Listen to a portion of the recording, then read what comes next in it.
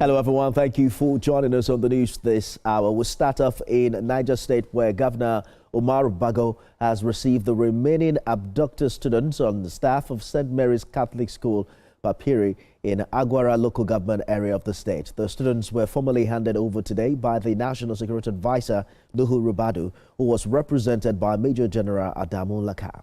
Speaking at the handover, Major General Laka said security agencies had worked tirelessly since the abduction to ensure the safe rescue and return of the children.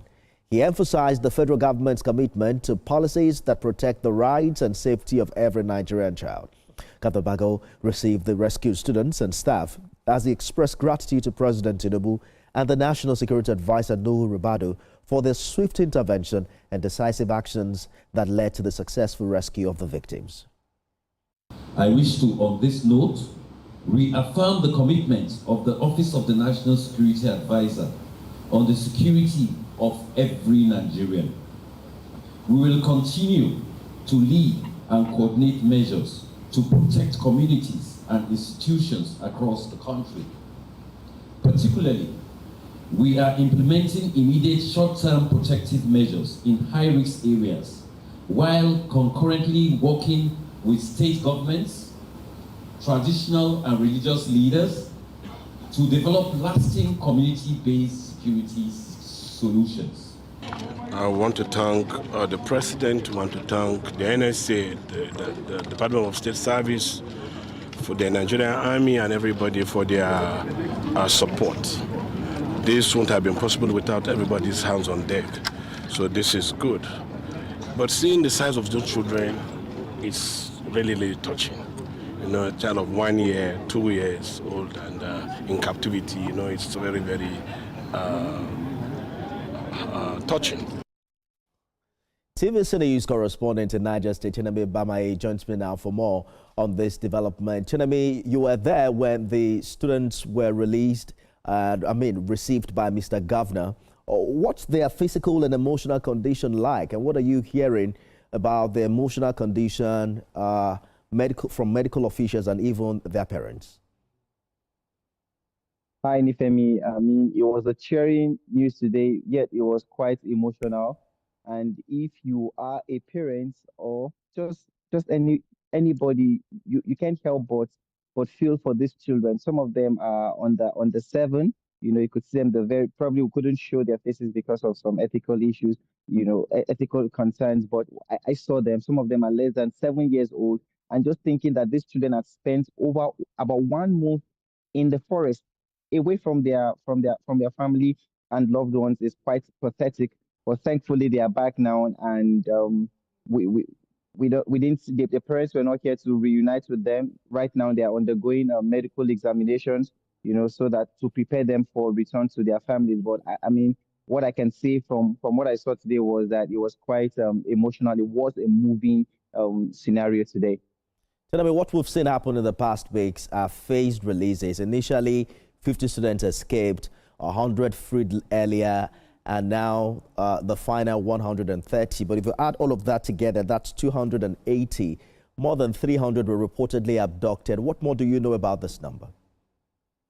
All right, so like the governor said today, there were discrepancies concerning the number of abductions, you know, or from the very first start that he said about 50 came back, you know, after the abduction, after the first day, and they were found in the bushes and then they returned home. And then there were issues with the numbers that were in the register provided by the school and what the government had, you know. But so far, according to the government statement, these 130 are all that that were abducted, and they've received them safely.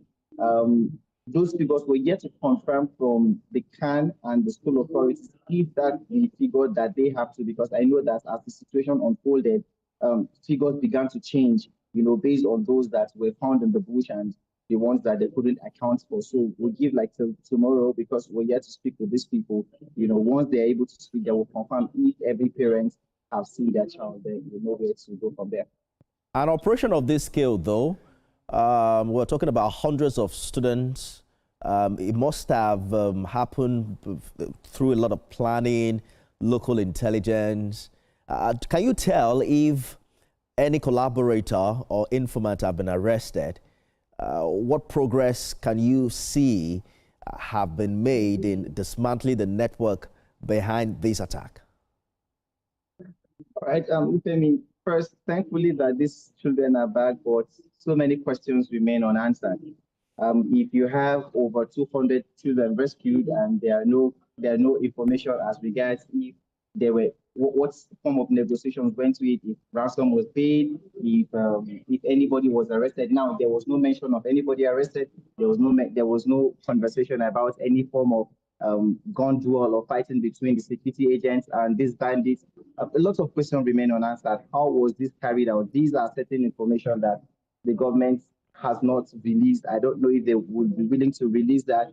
If releasing that brings some form of assurance, because what's the assurance that this thing will not happen again?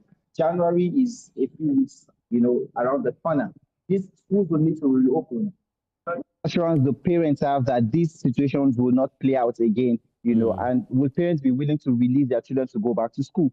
So these are some of the questions that beg for answers, and we don't have answers yet concerning those questions. But precisely how are the parents and residents of Papiri responding to this? Is there confidence that schools are safe now, or are families considering withdrawing their children compared to what that community was before the abduction? Can you also see visible changes in security infrastructure? Are there increased patrols, military presence? What is happening there now?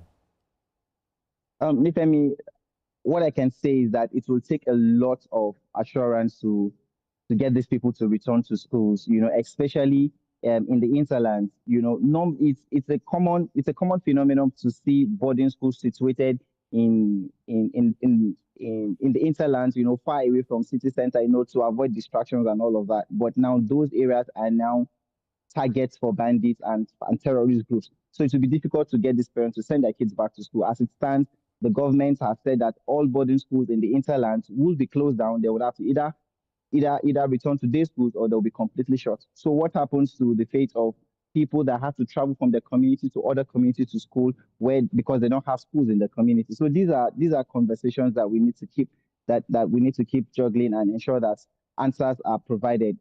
The security infrastructure in Nigeria is not so huge that you can have boots on ground across everywhere. It's literally impossible to do that. It means intelligence needs to go more into providing adequate security for people. We need to be more proactive as a people, and not reactive. So that's the only way that some form of reassurance can come to these communities. Shinabi Bamaye live for us in Minna, Niger State. Thank you for the update there. Thank you. Well, the federal government has confirmed the release of all abducted pupils of St. Mary's Catholic School, Papiri, Niger State, bringing to an end